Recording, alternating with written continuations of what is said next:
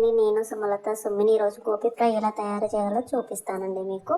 వేడి నీళ్ళల్లో 2 స్పూన్ల కల్లుప్పు వేసుకొని 4 మినిట్స్ బాయిల్ చేసుకోవాలి. తడి బాగా వెళ్ళిపోయేంత వరకు ఆరబెట్టుకోవాలి. ఆ తర్వాత 2 స్పూన్ల బేసన్ వేసుకొని 1 కప్పు మైదా పిండి, 1/2 కప్పు కార్న్ఫ్లవర్ వేసుకొని 2 స్పూన్ల కారం పొడి వేసుకొని 1 స్పూన్ పసుపు, 1 స్పూన్ గరం మసాలా, చిటికెడు సోడా, 1 స్పూన్ ఉప్పు, చిటికెడు ఫుడ్ కలర్ వేసుకొని 1 కప్పు వాటరు కొంచెం కొంచెం పోసుకుంటూ ఇలా మిక్స్ చేసుకోవాలండి. అలాగే మొత్తం వేసుకొని నాకైతే 1 కప్పు సరిపోయింది.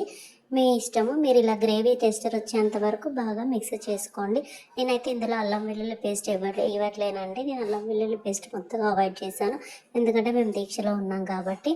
ఇది మిక్స్ అయిపోయిన తర్వాత ఇందులో గోపి పువ్వు వేసి మంచిగా ఇలా కలపండి. మొత్తం అంటేంత వరకు పెట్టి బాగా కలిపిన తర్వాత ఒక 10 మినిట్స్ డీప్ ఫ్రిడ్జ్లో పెట్టుకోండి. డీప్ ఫ్రిడ్జ్లో పెట్టుకుంటే బాగా ఫ్రై అవుతుంది.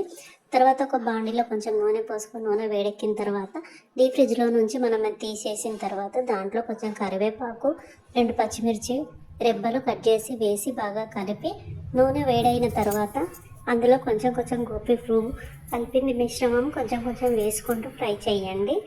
ఇలాగే మంచిగా ఫ్రై చేసి పొడి మంచిగా ఫ్రై చేయండి. స్టవ్ మీడియం ఫ్లేమ్లో పెట్టుకుంటూ చూసుకోండి.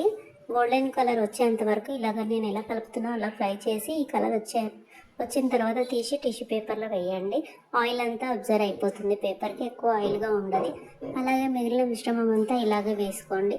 వేసి ఇలా గోల్డెన్ కలర్ వచ్చేంత వరకు ఫ్రై చేయండి. స్మెల్ అయితే చాలా బాగా వస్తుందండి. మీరు కూడా తప్పకుండా ట్రై చేయండి. ఎంత బాగా వచ్చిందో చూడండి.